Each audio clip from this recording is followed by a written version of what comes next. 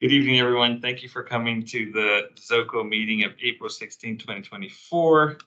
I am now going to do the preemptive comments. As soon as I find them, the opening remarks, and then we'll get started. Welcome to the April 16, 2024 Zoning Committee meeting. We will be holding a hybrid public meeting which enables remote electronic participation as legally authorized by the Code of Virginia for the Planning Commission's electronic meeting policy adopted on July 7, 2022.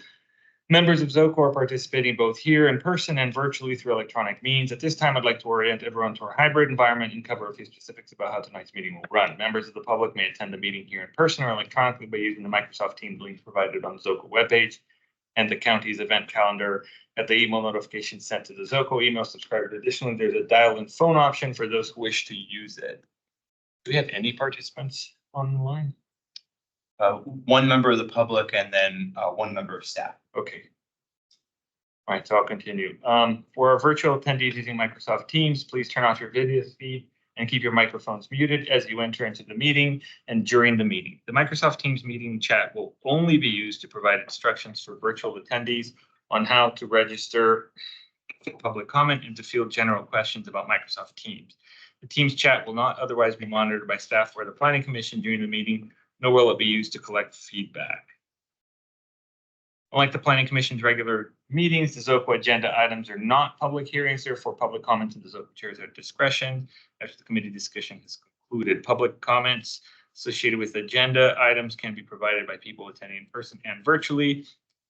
For virtual attendees, indicate in the Teams chat that you would like to provide public comment, and your name will be added to the list of speakers, and we'll be having public comment if anyone is interested.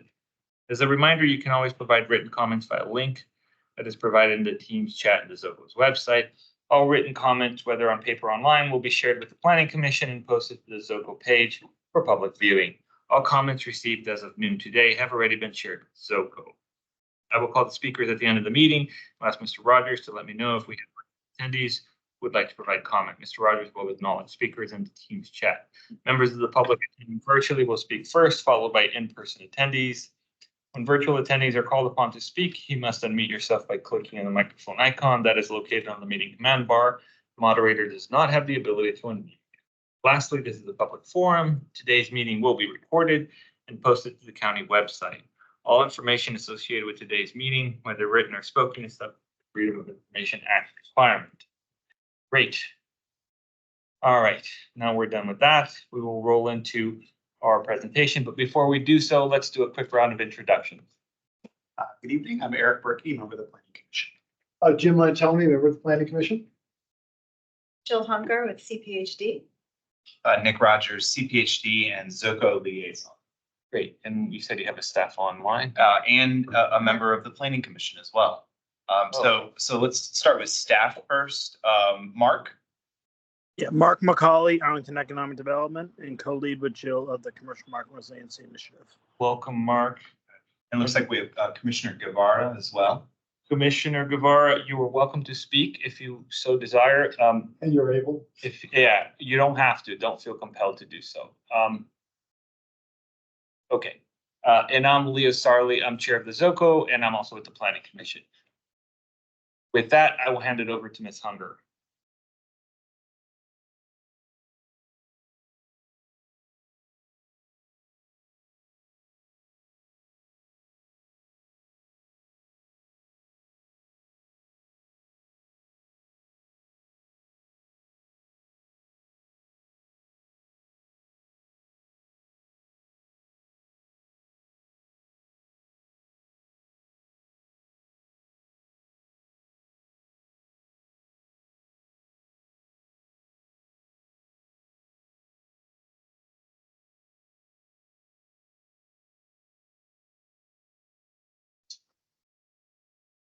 Thank you. So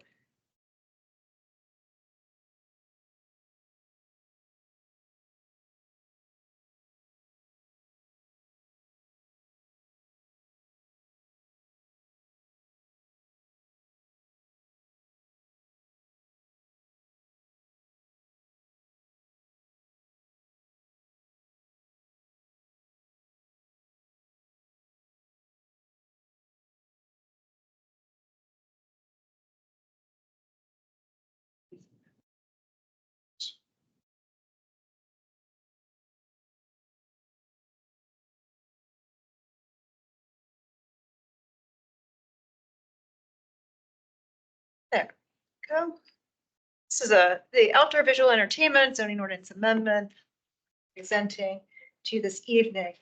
Wanted to set the stage a little bit, just sort of why we're doing this. Again, this is regarding the Commercial Market Resiliency Initiative, and really trying to address the increasing vacancy that we're seeing and declining values. So we're trying to address the office demand and looking at the business retention side of things and rethinking our office supply and how do we streamline zoning and land use processes to enable sort of alternative use, conversions, redevelopment, and repositioning of our commercial properties. So with this, we're really focusing on sort of three big buckets: redevelopment of properties, and that would be sort of the big tear downs that we see. Conversions of others, of office buildings, and that's taking an existing building, or it could be sort of the conversion plus taking an existing building and maybe popping up a couple of stories. And then the other one is this repositioning, and that's sort of making investments into an existing building and bringing it from sort of that class B plus to class A, filling it with the amenities that are driving the tenants, sort of the rush to quality that's happening.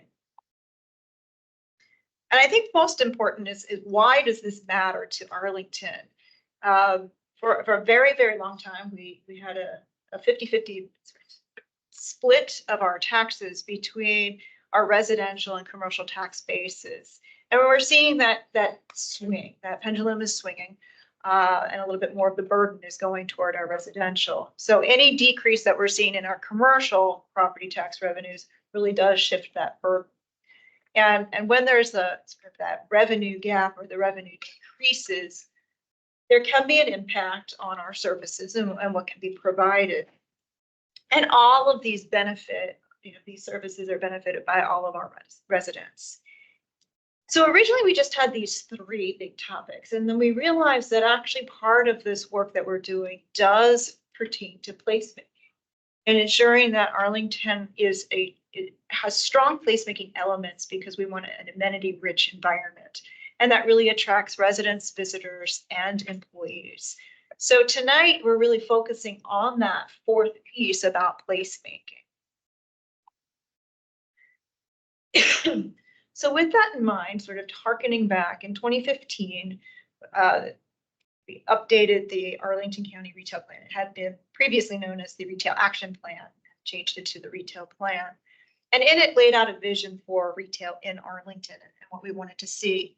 And for this discussion, really focusing on that, we have spaces that provide interest and authenticity and entertainment and experiences. That our centers must increase placemaking efforts and to encourage that and these and facilitate the changes, calling for flexibility and creativity in how we look at these things. So again, sort of grounding by the Commercial Market Resiliency Initiative and layering on the retail plan as policy, then we sort of start saying, well, there's also a change in retail trends that we're seeing. The nature of the retail experience and attraction has been changing.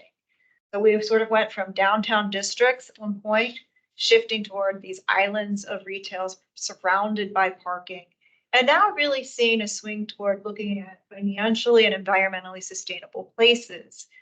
We've also seen this shift from like true anchor stores, just anchors everywhere, to more of a mix of restaurants, entertainment, and personal service offerings.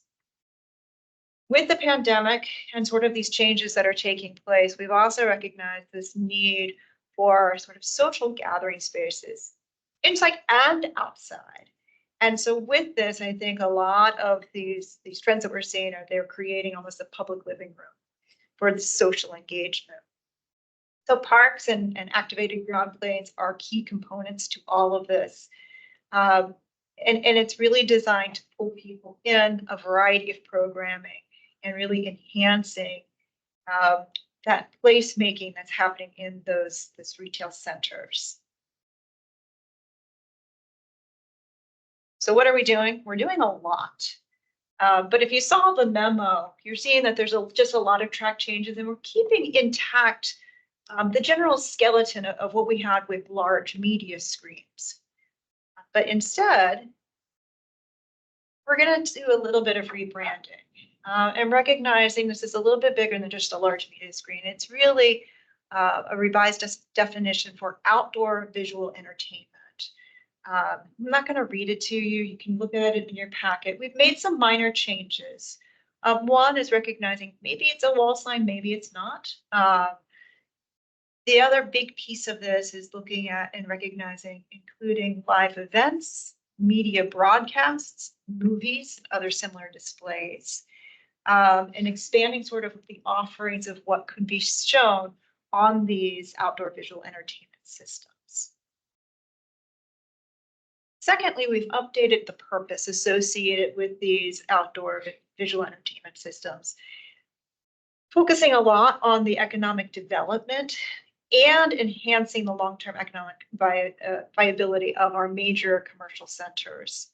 We want to foster a sense of place in the commercial centers and truly trying to gather people. And one of those elements is the creative and dynamic use of visual amenities. I think a piece of this, and you'll see it throughout, is ensuring that we align with the visions found in a lot of our adopted plans. And for our plans, we have these mixed use settings that we want to be pedestrian friendly, and how do we create that and enhance it? And then finally, and this is a carryover as well, of promoting the public health, safety, and welfare by providing opportunities to disseminate emergency broadcast information and public services messages if necessary. The other thing that we've done is looking at the process itself, and we really tried to streamline and clarify how the board would approve such a sign. So one, we've sort of set it up saying it's going to be done through a use permit process, and the board would make several findings in finding for approving this. One, that it's going to be viewed by pedestrians and retail customers, that it's placed in a location that's consistent with those visions, encouraging in the mixed use type of settings, and contribute positively to the pedestrian experience and enhance the economic viability. It functions as a separate and distinct element from the building facade plan. And really that we want the visual interest and architectural integrity of the building and its facade not to be derived by these large outdoor visual entertainment systems. These last two are sort of they carried over in that we don't want to create a distraction for our drivers. And lastly, we don't want to unreasonably impact the monumental core of the District of Columbia or other sites of historic or national interest. So with these findings, they go forward, we have developed use standards, and what's new now is modification. So if the board does decide to approve a use permit and have these use standards, they have the ability to modify standards. I've highlighted with asterisks those that could be modified.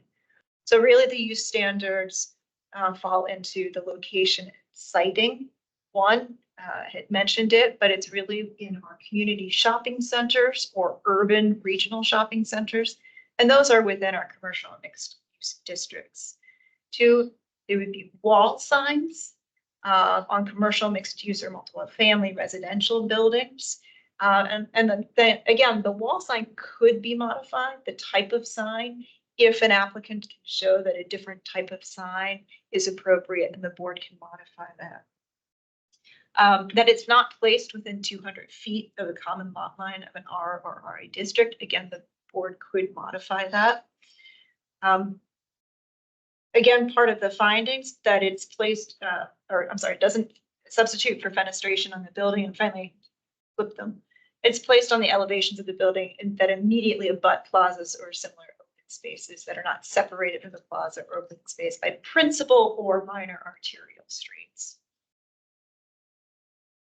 Sign area, again, this is the same. It's 750 square feet. It can be modified, and that's not included in the aggregate sign area associated with the project. So it's not taking away or detracting from signs that other retail tenants could have. The sign height at 40 feet to the top of the sign, again, that could be modified.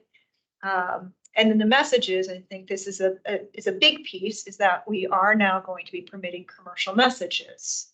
So that is a change. Previously, there were no commercial messages. The intent around this is that the commercial messages would be for those businesses and activities that are taking place within these centers that we have defined. With the lighting and sound, we want to meet all of the standards for lighted signs and incorporate automatic level controls.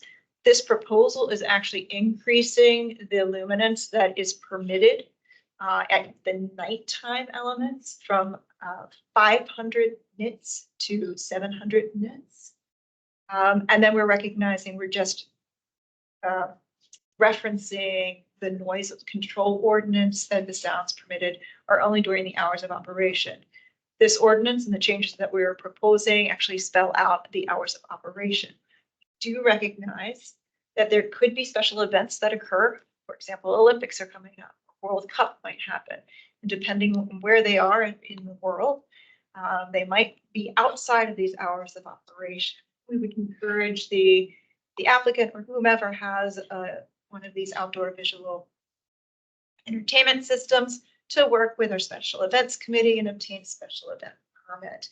By doing that, the board can modify their hours of operation.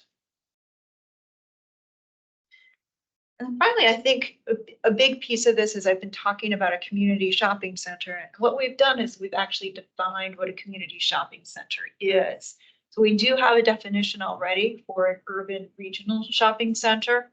The urban regional shopping center consists of 2 shopping centers in Arlington County, and that is Boston Corner and the Fashion Center in Pentagon City.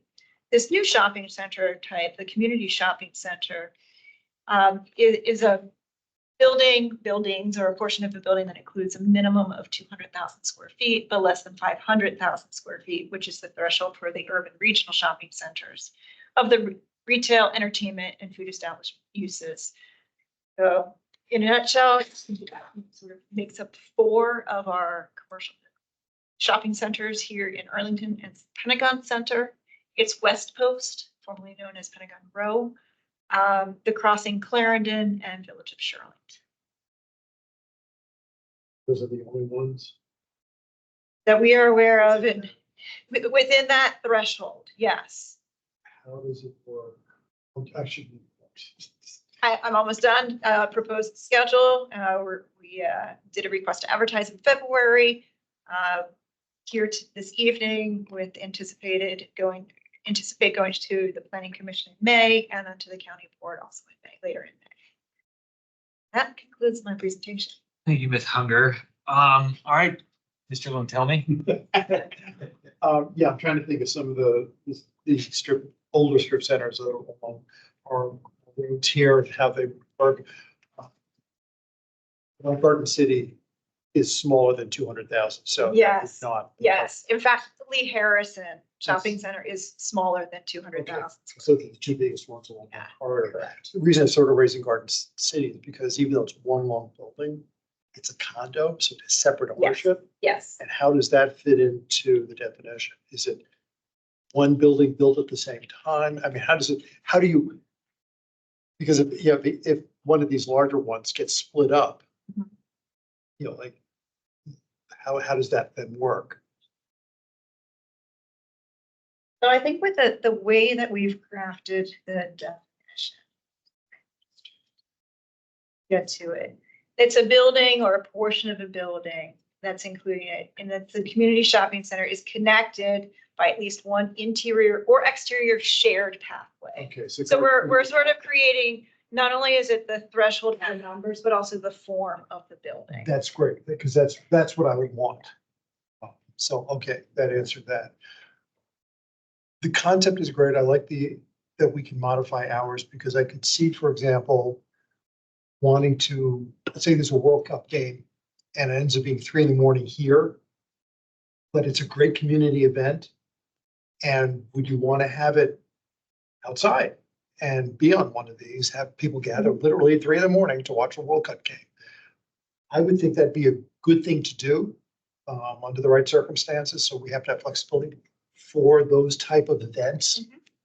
So I think that is allowed under this. So what we've sort of said, the board can say you can modify it, but you're gonna need to get a special event permit. Well, of course. And there's a couple of things that says it. Now, the special event permit, it's done administratively. It doesn't go to our county board, but it does pull in representatives from a variety of different departments here in Arlington County, including the police. Mhm. So they would Yeah. know what's going on, especially, depending on the size, if the United States makes it on, there's a groundswell of support and people really want to watch it. They might need to also close some streets, so our police get involved.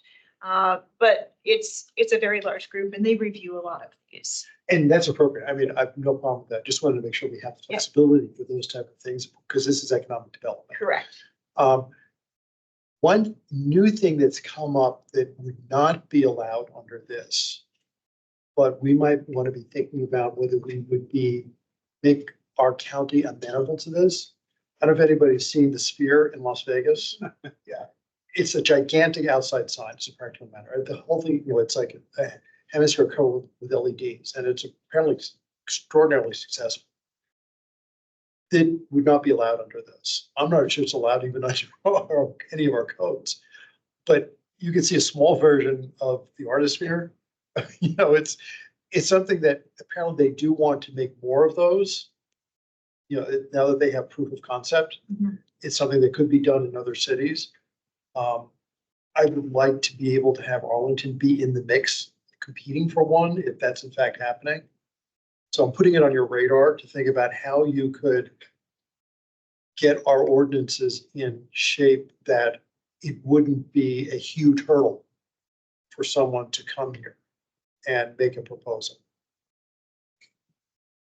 I think it's a little bit is shifting, like how we think about architecture. So right now we're saying like, this isn't part and parcel, like this isn't like you're fixed to a bad design. Mhm. But what you're saying is more like, that is the architecture. Yeah. The lighting It's the building. is. That's the whole point of it. Yeah. I mean, interior is a lot of entertainment space, but the exterior is entertainment space too. Yeah. You have to go online and just see it. It's really a pretty remarkable thing. I'm just trying to wrap my head around some of the use permits. So if they're granted the use permit, then that's, okay, educate me a little bit. Obviously, so special event permit is specific to an event. Correct. Use permit obviously is sort of for a term, or it's more indefinite, but you got to meet the conditions. Correct. Of the use permit. So take Jim's example, if the World Cup is at 4 p.m., if they wanted to put it on the screen, if they're otherwise complying with the use permit as written, they don't need to come and get permission. They can, Because it's within the hours. if it's within the hours and. Correct, unless they wanted to close streets Right. or do other things. Right. But yes, Right. they could broadcast it. Right. Yes. Because I'm thinking, this is not a fully formed thought, but I'm thinking about our very dense areas like Ballston, and we've got a lot of folks there, and we definitely need more to engage them. And I think this is, I agree. agree. Two places of Boston. It's one of the Put one on the tools. side of the Right. building would be a perfect spot. right, we got a lot of people who want to be outside, and we got a lot of great restaurants and things. And we just haven't found a way to kind of sync that all together. And Virginia Square, the new founders, the GNU campus. Yeah. It's a huge plaza in front. That would be amenable for it too. Yeah. So right now we're taking some baby steps. Yeah, right. No, but I mean, you could think right away. Right. There's a number of spots Absolutely. that would be pretty easily accommodate something like this. And so I think that's that next step. So I think right now we're really focusing on our retail infrastructure Sure. and how can we help them? And then I do think the next steps, we start, looking at, can this be more broad? And, can it go into additional locations? Yeah, the one thing I'm concerned about here is saying it can't be in place of fenestration. Because I could see a building redeveloping and they want to close off a bunch of windows with something like this there. So I want to be careful about foreclosing that from our older buildings, having something like that be mounted, especially office buildings where they could have interior, have space that doesn't have windows and find a use for it. It doesn't work on residential buildings, but it would work on a number of commercial buildings that they could close off some windows and put something like this in place. Yeah, I have a little bit of a thought on that. I think that's, I'm glad that we're thinking about this because I think that's one of those things that you don't want to get caught by surprise, should it come up. But I think like, for instance, on the, what did we call it? Repositioning situation, like, I think that's something that perhaps we could look at. I think, I'd be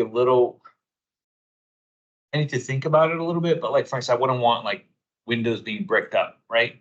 And sort of create a permanent sort of situation in an otherwise building that could be repositioned again, right? If we left things in place. Like, So, all building, wouldn't that be fairly easy to do it on something like that? 'Cause it's Right. Easy to restore. right. So I think it depends on what that ends up doing. If there's a certain integrity that's left in place and we're not sort of, so I think we can think about that a little bit more. I think one of the things that has come up, and I was a little bit sort of triggered by something you said, was this idea of the 750 square feet maximum, which I think is what you were saying about baby steps. Like, we're not talking about like an outdoor theater situation. We're talking about a reasonable size, 700 square foot. But then the question that I had was, where's the number definition on that? Like, what if, like, let's say Pentagon Row, West Post. Did I say that right? Mhm. Okay. There's two tenants and both of them want a sign, right next to each other. Is that allowed? 1% or. Right, do we have to split, is it a total square footage? So now we can have two, 375 square feet, or, can you have two 750? And now does that actually amount to like double? I was just wondering of the application and what's to prevent one tenant from having something just because the other one got it, or, just sort of gaming out the situation a little bit and see if we run into it. And does it work if somebody has really, really big windows and they put it inside? So it's inside the building, it's not outside. You can see it outside, but it's wholly inside the building because we have our sign ordinance. You can have anything you want inside, even if you can see it from the outside. I'll have to double check on that one. I think if it's fully visible and the intention is that it's visible, it's It's considered a a sign. sign. I think the stipulation of it being a wall sign, the definition of a wall sign is that it's affixed to the outside of the building. I think that controls against what you're suggesting, Commissioner Right. Lintelman. But somebody could put it on the inside then. It's not a wall sign. It's inside. But I think if Functionally, it's the same as if it was hanging outside, but it's inside. So it might size. then that would have But it- rules that would apply to it Correct. for sign Because it would be, standards. Considered a sign? it could be considered a sign, If it's highly visible. right? Could be considered part of But the. it congregate. depends on what they're putting up on the screen. They're running a movie. It's- You can see how these scenarios create a lot of, it depends and. Well, I know, but Right, that's why I'm right. throwing them out here so that you guys can think about these How to things. implement these things. And I'm not trying to tube it either. I want to be really clear. I really want something like this to happen. Right. And I would probably want it to be as expansive as you can, or as liberal as you can, to see how it works and who'd be willing to take it up. I mean, I think one thing when you were going through, I was concerned about, but then it was addressed at the end by having the hours on it. Mhm. If it's across, because you have the R zone stuff, but yeah, okay, fine, that keeps it happy. But in our mixed use areas, we have a lot of condos and apartment buildings, and having a big screen right across the street from somebody's apartments, that could be not happy. Correct. But with the hours on this, I think that alleviates a lot of my concerns. And I'm gonna go back to the comment about like, what if it's just behind the window? So we're changing this, but we've kept in there saying like anything that's been approved previously will remain approved as long as Okay. consistent with its conditions. There has been a large media screen. It was approved. It was for WETA in Arlington. That is actually placed behind their windows, but it was approved through a site plan amendment as a large media screen. So just so you're aware, so it has happened. And they had conditions associated with like no commercial speech and everything like that. So it's just sort of really running through a couple of things, but there has been an instance and that's how it's been counted. So just so you know, there's Okay. been some precedence. Okay, good. There's the lobby in Roslyn that has a massive screen, although that's an art installation technically, Yeah, right? yeah, I know. So that's what I'm saying. It Different. depends on what they're running on. Right, that's a slightly different. But that brings us to the question. I wonder if you guys had any thoughts on the opening up this idea of essentially you can run ads on this thing, right? I'm not particularly concerned about that. More in the sense of I'd like to I wouldn't mind experimenting with it. See how it comes across and see what people's reactions are on it. And then, because you start parsing out what's bad. If it's, just WETA, and they start to have on it coming up tonight at these hours, that's it, that's an ad, even though it's what they do. It's an ad. Right. So I'm reluctant to sort of wade into that by prohibiting it because we might end up prohibiting, again, if they wanted to run the World Cup match, well, there's commercials in that. Does that mean they have to blank the screen when the commercial comes on? Right. That's why I want to be really, I'm willing to experiment and be more liberal on it and just say, we're just gonna, whatever you want. And run the risk of having a gigantic Coca-Cola sign up there that's, 10 hours a day. So we've crafted and we're saying that, so previously it just said commercial messages shall not be permitted. Now we're saying commercial messages are permitted for any activity, product or service within the community shopping center or urban regional shopping center for which the outdoor visual entertainment was approved through use permit specified. So if they're showing the world, if the activity is they're showing. Right, so that would allow WTA to say, watch tonight. But you couldn't then run the World Cup because the ads would come up and it has nothing to do with the center. They could run it, they could just block the ads. They may not have a license to do that. I mean, this is where you start getting into weird stuff. And that's why I'm sort of reluctant to go down the path of just saying no, period, or putting real restrictions on it. Because if I can sit here and think of one scenario, I'm sure others are out there that could come up too. I agree with you in part. I'm definitely for experimentation. I agree with that sense. Hate to be this blunt. If we're to permit these kind of commercial messages unlimited, though, it is a commodity that we're essentially giving to them for free. Mhm. I mean, it is their building, but And it's we're changing the rules. But it also makes the building more valuable because it's more of an income stream that goes Right. into the Right. the assessment.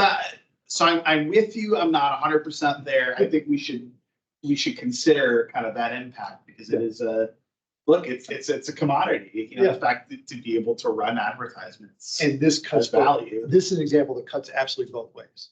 Some people will be totally horrified, and other people go, yes, Times Square. In New York, specifically the zoning encourages commercial signs. It's to be bright, they're to put stuff everywhere they can. I mean, they really wanted to make it that. And it does right now. I mean, it's mind boggling. And it's an extension of what's been there for 120 years now. Yeah. And some people here will be horrified by that, but others could see it as being very lively and create a entertainment district. Other cities have done that. I think you can see that in the Power and Light District in Kansas City. They have a lot of that outside light stuff. So, that's why I'm open to experimenting and being fairly liberal, just to see what could come up. The other thing, if I can just kind of buttress that comment, so much of it we're trying to do is to get people off these, looking around. So I think the concerns about over commercialization of those public spaces probably were valid when we didn't have smartphones 20 years ago. But I mean, this is where the Oh, ads, look at their ads are. right, this is where the ads are, right? We actually want people to get off their phone. So I agree. I'm not as offended if they're looking at a commercial ad up but I think we would have to see how it goes. I'm just at the place where if we're gonna do that, I wanna get a sense of if that's, is that something we wanna think about when we, negotiate with folks, or, it's a Well, I commodity, think that's a right? great way to do it, You know? rather than having it by right, having it be it can be allowed under special, under use permit. Well, that's why we've said it is under a use permit. Right, so I would not at all prohibit the possibility of commercial uses under. If I may, so two points of just to inform the commission. Number one is, as the commission knows, this area of zoning crosses over into the First Amendment. There's been recent Supreme Court case law in 2015, Reed versus Gilbert, that has created a sea of change that has really, quite frankly, handcuffed the local government's ability to regulate commercial messaging. We functionally cannot.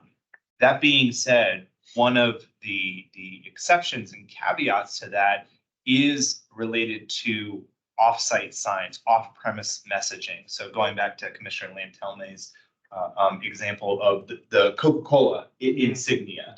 So if Coca-Cola is being sold on site, that's okay. Our zoning ordinance, however, prohibits the off-site advertising, and which gets, as we get even more complicated with this is how the zoning ordinance could prevent and substantiate the prohibition of commercials during the World Cup. And there is our understanding is that there is precedent in case law, that's why it's in the zoning ordinance, that allows for this caveat of basically an anti-billboard provision.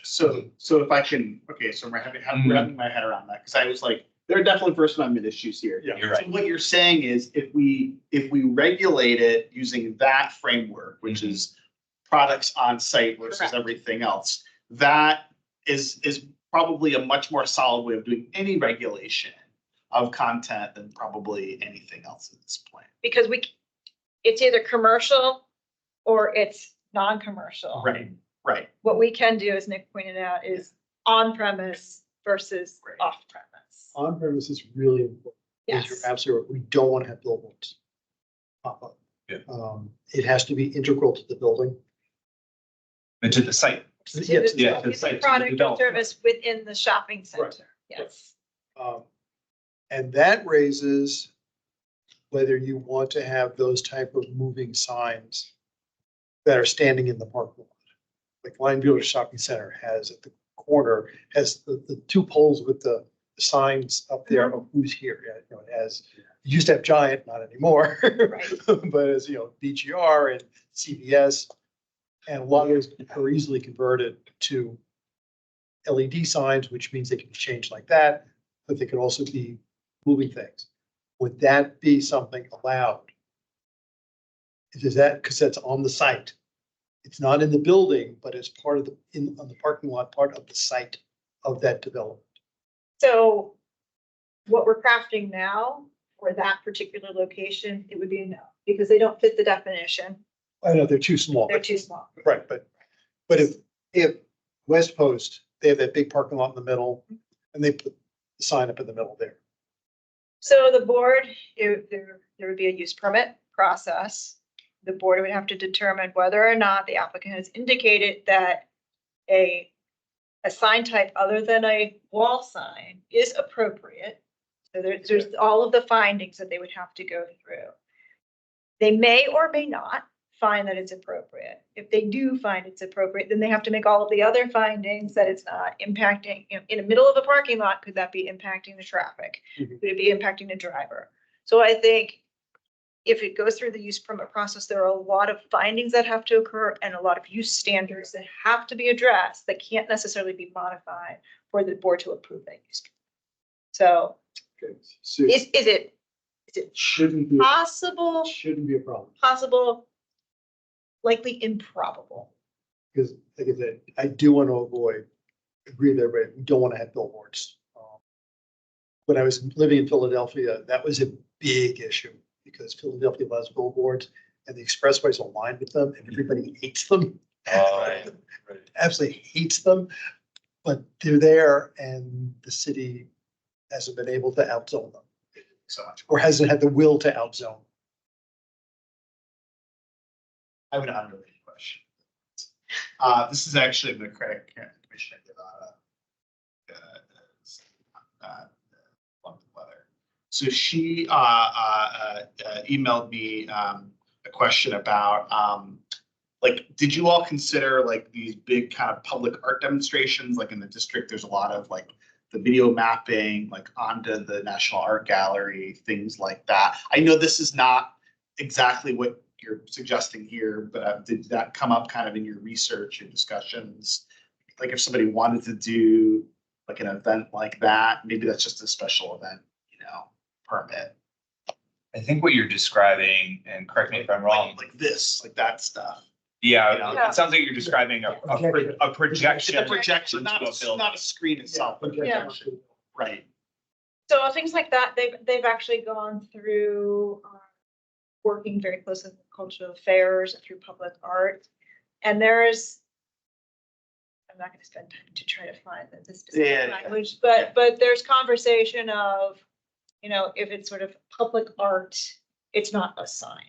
Okay. So I so I think there's a fine line. But Yeah, we definitely. walk a fine line with Yeah, that, sure. but typically art installations, it's not considered a sign. Well, this is not, I mean, it's Yeah. discrete, it's an Yeah. event. Yeah.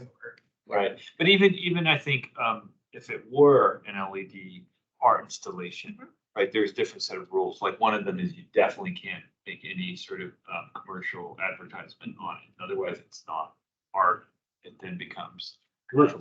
That was the A poster. So I same think, pizza place, right? Yeah. yeah, there was like a few. And then one declares, right? Yeah, yeah. Right, Yeah. right. Want to make my head. So I think that wouldn't come anywhere near this, right? We would keep those two very separate, I think, my understanding of that. No, I want to say it wouldn't preclude a shopping center owner, or property owner, to coordinate with an artist to do something on their screen. I don't think it would preclude that.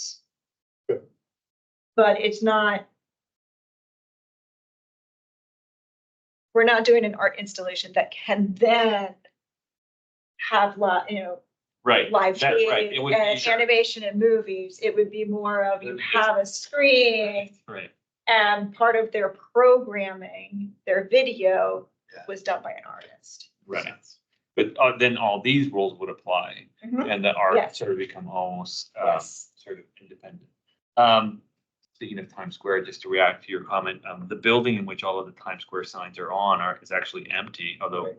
they've recently started to work on it to see if they can make it occupiable because, It's the old time stuff. right, because the signs are worth so much money that for them, it's better than dealing with the tenant.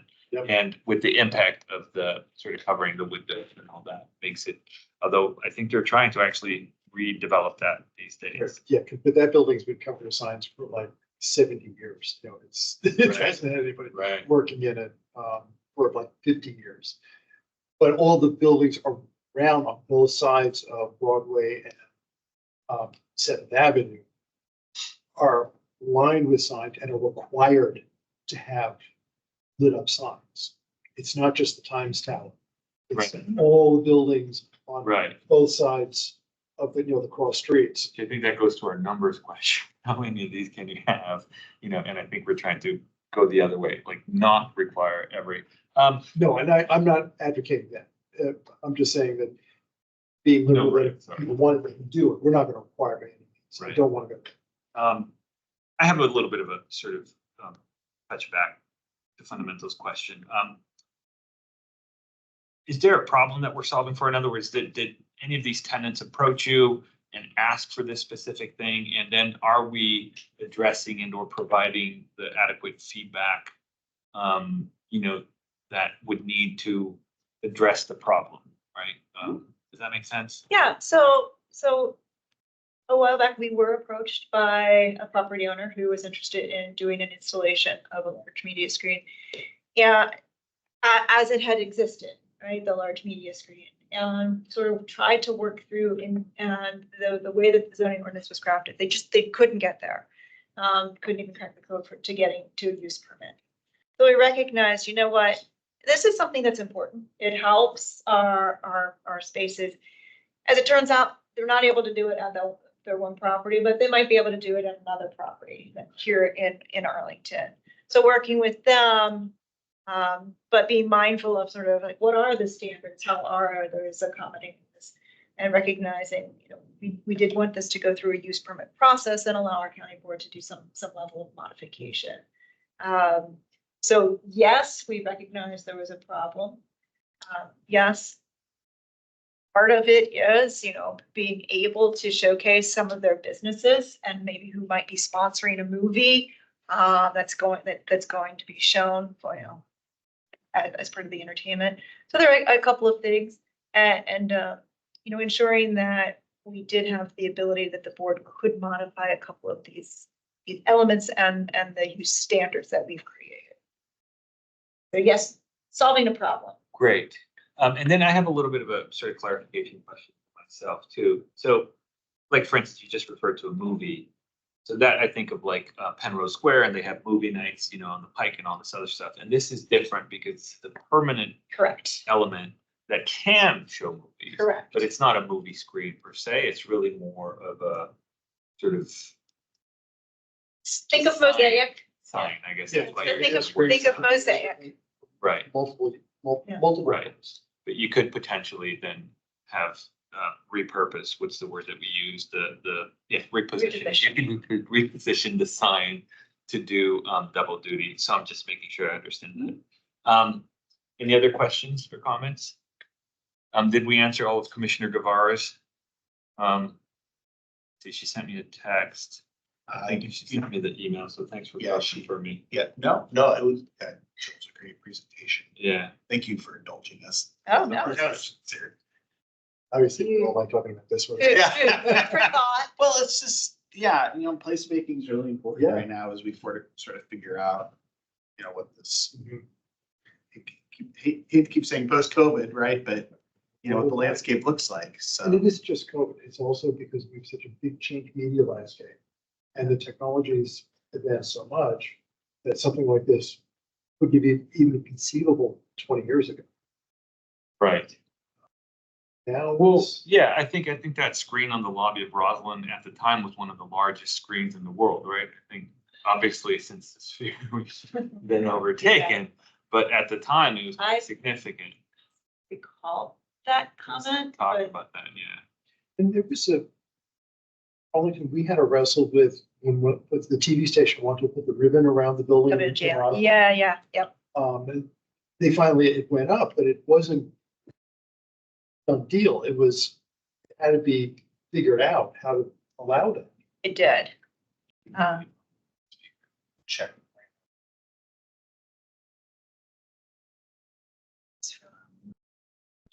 And then did Mark want to say anything? Did he have anything to add? Is he still on? Does not look like it. All right. I don't have anything else. You? No, other than- Any closing thoughts? I mean, keep pushing, you know, Yeah. it's. Yeah. And my personal feeling is the more you can allow experimentation on this and the more loose the regulation is, I'd like to see what comes out, what comes up. And if there end up being real problems, then we can revisit that. Yeah, I mean, I think Nick raised a really good point, though, is with signs, we're rubbing right against that, the First Amendment. Sure. It's a little bit, we can only be but so loose. Right. I mean, you know, And experimental with it. So I think we're trying something that's a little bit different, and see how it goes. someone could put up a really obnoxious political comment on this, but they could do that anyway, even without having the LED screens. They could do it by the projectors. They could do it just by walking around in front of the signs. I mean, we can have nasty stuff. I absolutely understand and agree with that. But we're in a position that there's alternative ways that that same obnoxious use could be done in that same location using other technology. Yep, no more comments. I'll concur with Commissioner Lomtelme, take a slightly nuanced, sort of caveat that I think actually, and this is what I like about you thinking about the building in particular and other issues that you've really tried to dig in, it preempt problems as much as we can, you know, and sort of, go ahead and provide some specificity, so that like applicants, you know, and again, I'm always putting my architect's hat on. I love seeing a set of rules that then I can question and say, can we change this, right? If it's just an open thing and we're sort of throwing darts at the board and saying, does this work? No. Does this work? No, right? That ends up actually taking quite a bit of time. So I think as much as we as a community specify what we want or what we don't want, I think that ends up being, you know, I think it's part of the intent. You want a framework. Yeah, and it's part of Which I the agree intent of the resiliency, right? It's like fast, here's the clear set of rules, you come in, you provide, we'll approve it, good to go, right? So I think that's what I'm always talking. So I always get a little nervous with the notion of flexibility, right? Up front, let's be flexible on the back end, but let's be really clear on the front end about what we want. You certainly have certain things that are just by right. If you want to do it, you can do it as long as within these parameters, you want it, you're done. Walk out of here with. Yeah, your exactly. allowance. If you want to change that, here's what you have to go through, and that's when we get into the use permit type of thing. So, But what you're proposing here isn't by, I mean, they're all use permits. Correct. I'm saying that there are some that you know would be just zoom right through. Okay, I'm sorry, Leah, I'm gonna belabor the conversation. No, It's here. we're super early. So But Jill, you said something interesting, which is obviously, you know, the proposal is to still give the county board discretion here. That's why you're going through this permit process. Ultimately, they'll have to decide it. I mean,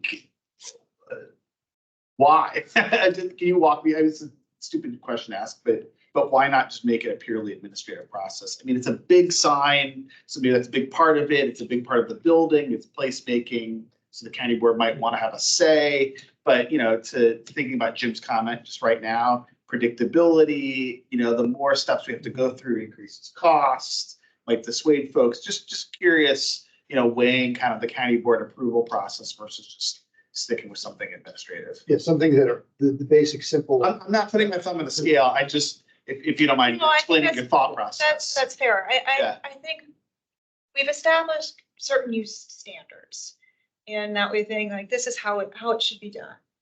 But we recognize there could be better ideas out there and that to actually fit on the building, but it can't be 750 square feet, but it has to be 782 square feet. What I think we're saying is if it's 750 and it's on the new building and it's not blocking up windows, and it's within the hours that are being said, Why can't and it just they're be? using it, then it could just zoom right through it, that you don't have to really go through.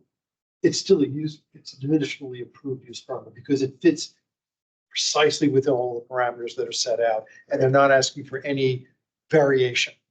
The moment they go into the variations, Sure. yeah. So this part of it is just truthfully taking what we were doing before with the use permit and ensuring that there's a little bit more oversight and that this is a different type of sign. That there are more eyes on it in ensuring that the county board is meeting all of these findings, applying all of these use standards. But if there are better ideas in certain areas, they have the ability to modify. Mhm. As you well know, if put the use standards in, our zoning administrator doesn't have the ability just to modify something. Right. Rather, allowing it this way. I understand the idea, like, well, can it just go as a matter of right? Like all of our other signs, right? Or most of our other signs, it just goes, you meet these standards, you put it up. I think this one is a little bit unique. One, ensuring about the placement and how it works. Two, I think we really want to take a hard look at, how does it move our visions forward for these areas and for these shopping centers. And that because there's sort of a finite number of these signs that could happen, at least right now, of keeping a sort of a close eye on how they're moving forward. Okay, well, that gives a reason. It's a level of comfort that maybe once we get some experience with it and see how they're shaking out, we could then make it a lower level of approval to get it through. So that's fine. I don't have a problem. I think definitely what sells that viewpoint is just that it's just not gonna be that many applications, right? And I'm very sympathetic to all those arguments, but I think as a general principle, I would definitely love us with all this commercial market resiliency stuff to lead into lower level administrative, permit processes if folks are fitting into the boxes. And of course, any deviation is going to require maybe a use permit by the county board.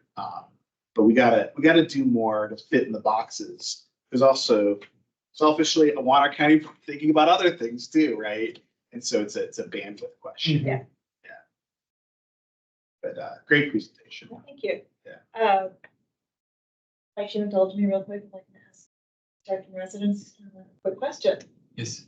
We're talking about the facades and you always look for a challenge. And I guess my question to you is if you were given this existing building, hey, we would like to do this. Do you think you could make a very good case, an argument of saying this does function as a separate and distinct element from the building facade? And that the visual interest and architectural integrity will bring us to place one of these signs on the wall of a building. You have an existing building? Yeah, for sure. I think Okay. that's an easy lift. Okay. I think it's easy to do a screen that doesn't sort of merge into the building in a way that sort of would confuse you as to what's building on the screen. The caveat I'll say with that is now there's a translucent screen that you can get that's literally a piece of glass and it's see-through. Oh. But it's still a screen. So like would be something like this that you could turn it on and it would sort of look like this, but you can turn it off. It was just at the tech fair this last fall. So, that could be something that could, to Jim's issue of inside, outside, now the actual window could become a screen. That's right on the threshold. But I think, Jill, that of course is a case by case situation. And I think definitely any sort of competent architect can sort of integrate and or design something that would sort of complement the architecture, might block some of the windows in a certain way. You can stand it out, you can arm it away such that the light still comes through. You could create multiple screens, right? That adds up to. So yeah, the design so? possibilities Great. are really fun, actually. Great. I'd love to get that job. That's such a Now that you're talking about it.